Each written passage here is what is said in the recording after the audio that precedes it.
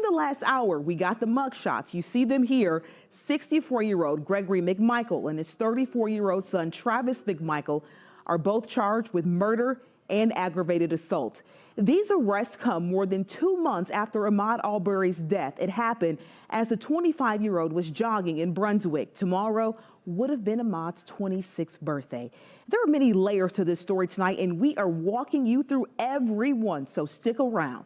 I hope, and I spoke to the family's attorney tonight in an exclusive interview. We have that coming up, but first tonight, Natisha Lange joins us live outside GBI headquarters in DeKalb County. Natisha, this is ground zero for the Arbery investigation. Ground zero is right, Aisha. They joined the investigation late, but as you see tonight, 2 arrests. We learned this about 8 o'clock when GBI said that they arrested Gregory and Travis McMichael for the death of Ahmaud Arbery. They've both been arrested and charged with murder and aggravated assault. There were 2 prosecutors on this case before who recused themselves for conflict of interest. Gregory McMichael previously worked as an investigator with the Glynn County DA's office, and a 3rd prosecutor had planned to have a grand jury hear this case. Now take a look. This is the video the 2 were seen in confronting Arbery as he was jogging through a Brunswick neighborhood. Now, in a 911 call that we just received today, they told police they believed he was a burglary suspect. A scuffle broke out between the men and Arbery was shot and killed. It's taken 10 weeks since that shooting. Now let me walk you through the timeline. The deadly shooting happened back on February 23rd. No charges filed since then. The video was released to the public on Tuesday, and that's the same day GBI was requested to work on the case. GBI launched its investigation just yesterday, and tonight we have those 2 arrests. Now, this comes after Governor Kemp today put his confidence in the agency to find the truth.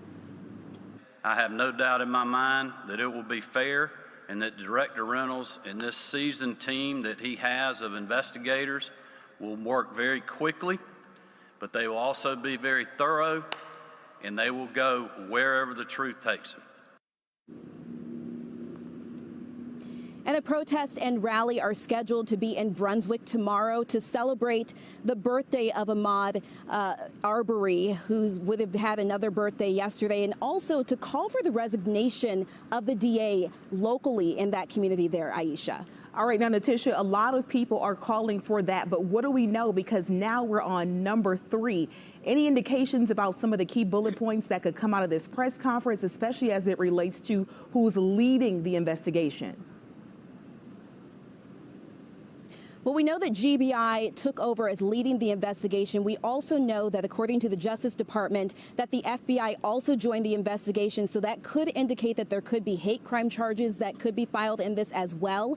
However, it's going to be a long-going process before we find out more information, but there could be a lot more information that we find out about the interviews that they may conduct with the 2 McMichaels over the course of this night, and that could be revealed tomorrow during that press conference, Aisha. All right, thank you so much, Natisha. I just sat down and talked with the attorney for Ahmaud Arbery's family in an exclusive interview with 11 Alive. Lee Merritt tells me about the moment he got the call and what's next in this case.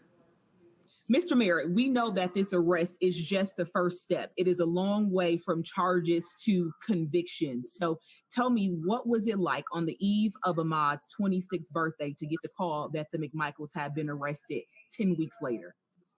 You know, it was very relieving for this family. As soon as I learned from a Georgia Bureau of Investigation agent, and I called Ahmaud's mom right away, Wanda Cooper. And you know what? She gave me a big exhale, and she was very, very excited about the indictment. About the arrest.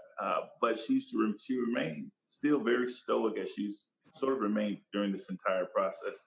You can tell that she's really focused on seeing these men convicted and appropriately sentenced. And so we're getting a lot of questions tonight about the man who recorded the video and what's going to happen with him. Do we know any update about the status of an arrest or charges coming for him? My understanding is that he is still being investigated and that there's a strong likelihood that he will also be charged. But at this point, they don't have enough evidence to move forward with charges. And so what do you say about the social media reaction in that video coming out? Things just really, really turned up this week. And it seems like it went from nothing to a whole lot of something fast. Right. So it's important to note that the video was already in the hands of prosecutors and investigators prior to it being released publicly. And so what we learned from that is it was the public reaction that caused the major shift in this case. And so what I hope people take away from that is that it's going to be their continued investment that will ensure that justice is done in this case. What can we expect next out of this case? Well, we still need to see the arrest, I believe, of the third suspect. We need to see these men formally indicted, and those state charges have to move forward. I believe, and the family is asking for a special prosecutor for the state charges. But when I say I specify state charges because we believe that there should also be parallel federal charges. Georgia doesn't have a hate crime statute, but there are federal hate crime protections that we believe should also be pursued here. Okay, and so as it relates to going into tomorrow, we know that the press conference is coming, and that's going to be coming on Ahmaud's 26th birthday.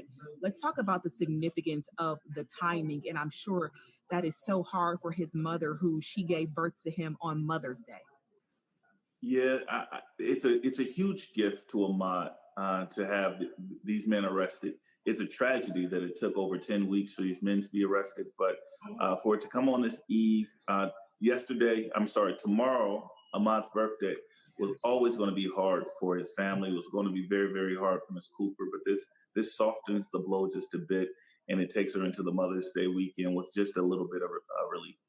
Mr. Merritt, thank you so much for your time. I know it's been quite a busy day. There is a long road, and we'll be following this and following you all very closely. Thank you so much for your time tonight. Thank you. As soon as the word of these arrests came, hundreds of you started sounding off on the 11 Alive Facebook page. Fred wrote, "Thank goodness for that video. They should have been arrested back in February."